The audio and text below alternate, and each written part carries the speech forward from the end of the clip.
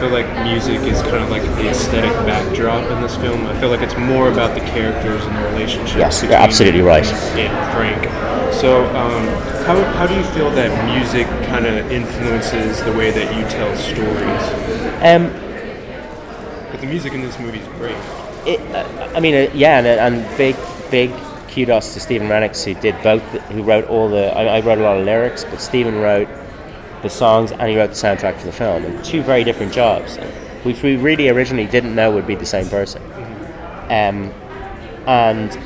Music. I listen to music a lot. I mean, a lot of very different types of music, and I listen to music when I think about making a film. And I always build up a big pile of musical stuff that may have no relation to the music that ends up in the film, but for me, it becomes the kind of soundtrack to making the film.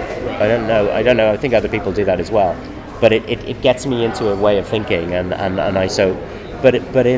general, I've used music very sparingly in the films that I've done so far.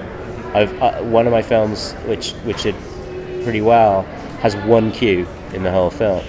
But Frank being a film sort of about music, although you're absolutely right, it's a film in which music weaves in and out of the story, but it's not a musical. Yeah.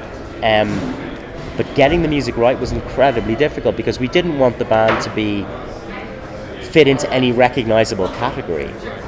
They also have to be plausibly. It has to be plausible that you think with just a little bit of movement we could make this band could be a success.